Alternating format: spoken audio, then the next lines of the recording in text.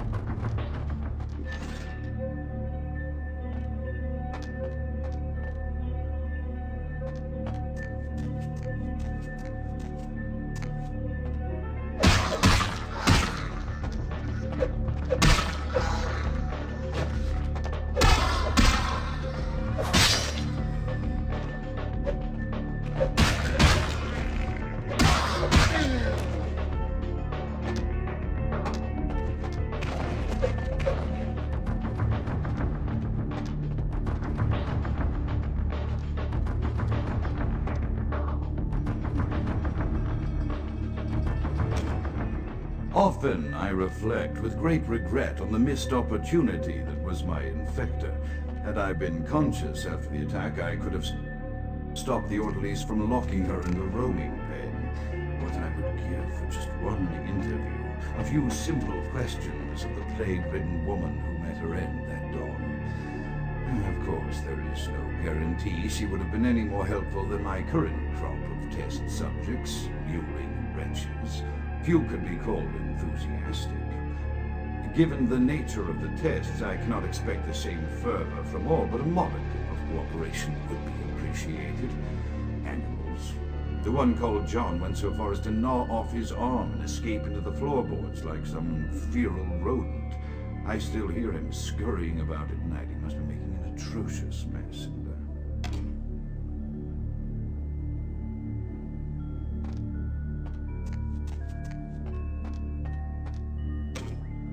My studies proceed at a languid pace. I'm mired in a foul ennui as my wife's illness advances.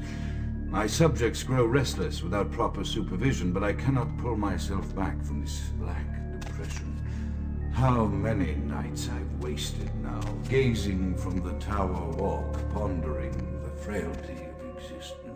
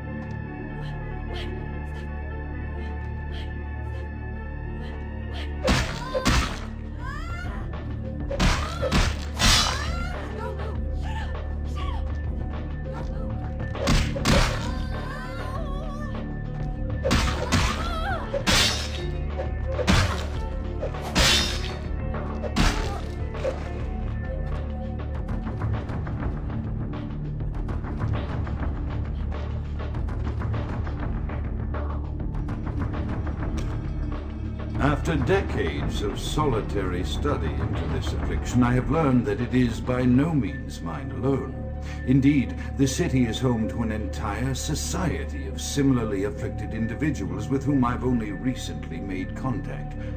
They are an understandably standoffish sort by and large, but I have been able to confirm with them that the condition is indeed vampirism, which apparently comes in a multitude of strains, each with a spectacular set of symptoms such as invisibility and even a sort of lycanthropy.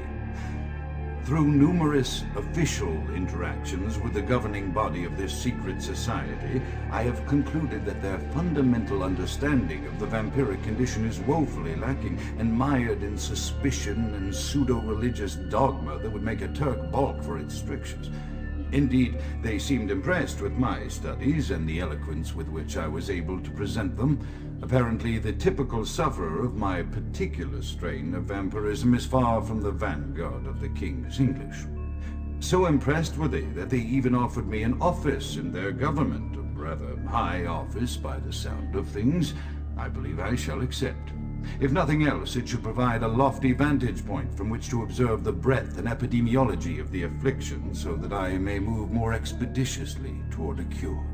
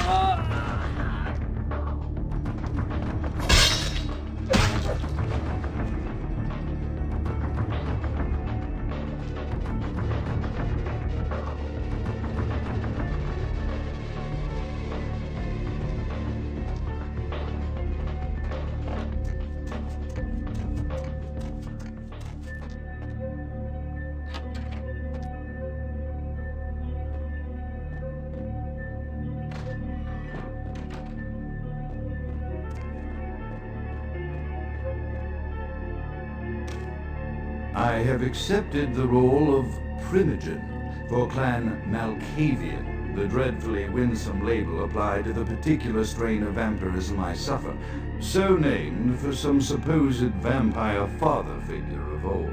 More poppycock grown from a backward culture that seems interminably drawn to children's tales and the fiction of Victorian romance, when it should concern itself with the science behind their suffering. No matter. For I have taken this office for no greater reason than to advance my research. I must make mention, however, that even among my would-be peers in this governing body of vampires, the level of paranoia and superstition is frightening. Their intelligence is not the question, no, indeed. As they courted me for this appointment, I had to suspect that their overtures were hand-tailored to what must be my obvious infatuation with reason, for the devil would do well to have such honey-tongued tempters. Even so, I could not help but notice the dressing of language these vampire leaders chose for their siren song.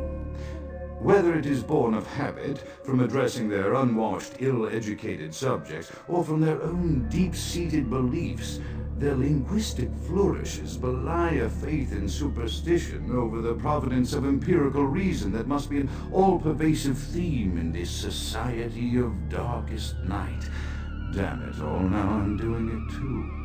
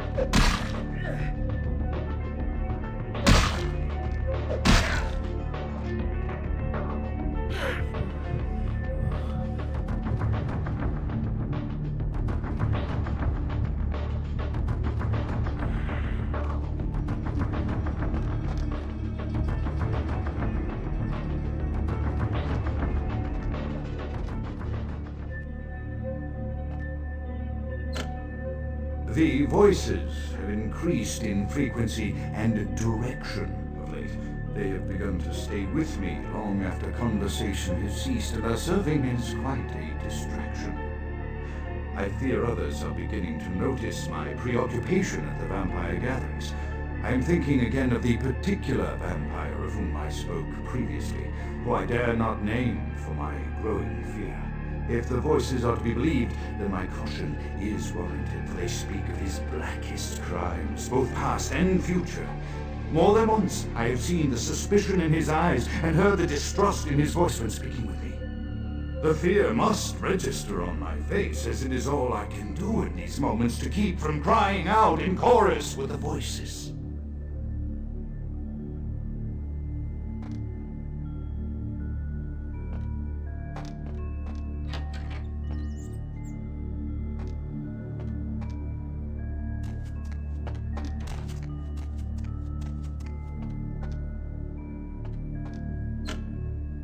I am no longer safe.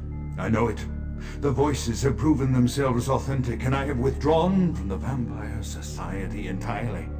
My absence will no doubt draw attention, but I could no longer hold my fragile composure around the ravenous eyes of my vampire peers, especially not around him. The voices compelled me to make what I fear is a Faustian bargain, but I had to, for their demands are constant and merciless.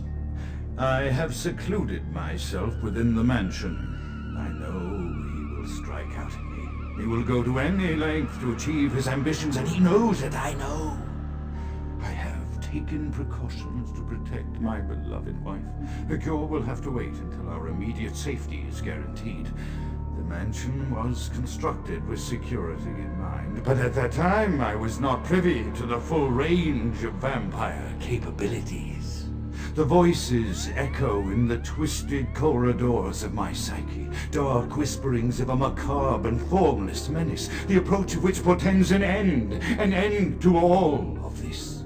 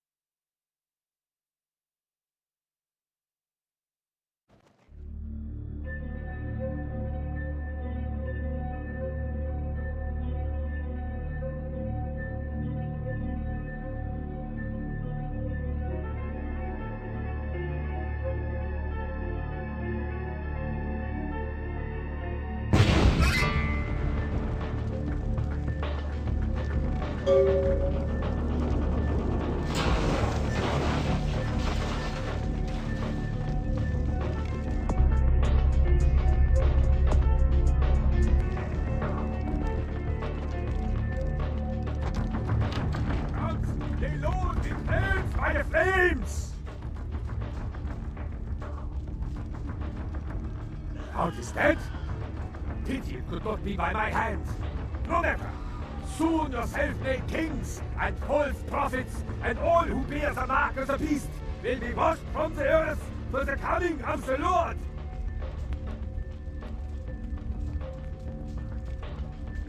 As you burn, tell them it was Grünfeld Bach who sent your damned soul to that lake of fire. All agents of Satan shall return to whence they came. Let this righteous soul preserve the heartbeat of the coin. I carry for you the coin. By the power of the Lord, I will cleanse your black soul.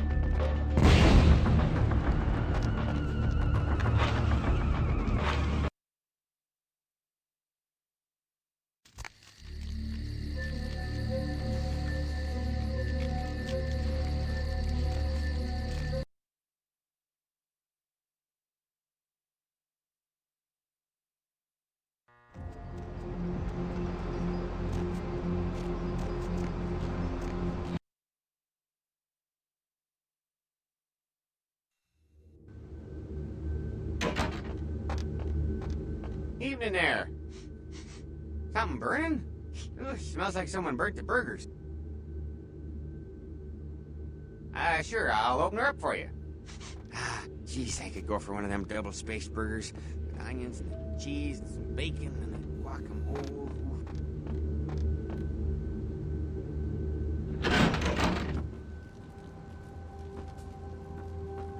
The Primogens still haven't been contacted by Grout.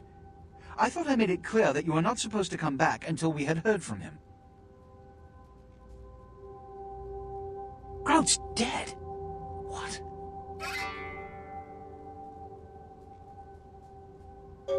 Bok! Every time I think he's lost the scent. So, Bok killed Grout to draw me out. Bok is a hunter. They stalk and kill our kind to appease their god. But like many mortals, their so-called faith is nothing but a conduit through which they quench their killing urge. Who else would have killed Grout?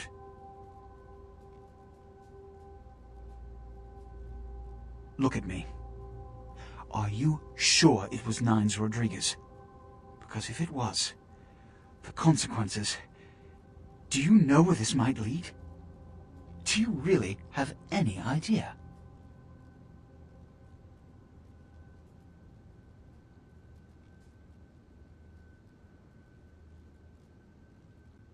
I'm glad you find this so amusing. I don't. And do you know why? It means...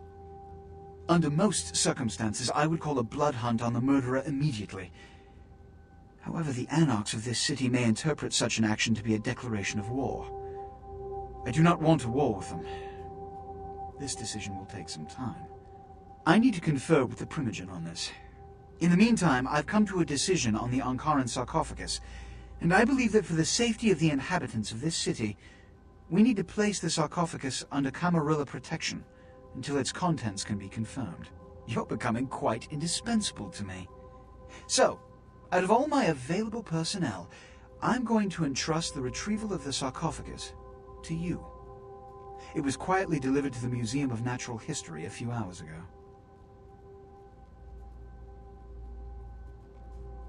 The manifest from the Dane shows there was a small box from the same dig on board, but it was listed as missing. Keep an eye open for it. It may have been overlooked. It's crucial we get the sarcophagus in our possession within the next few hours.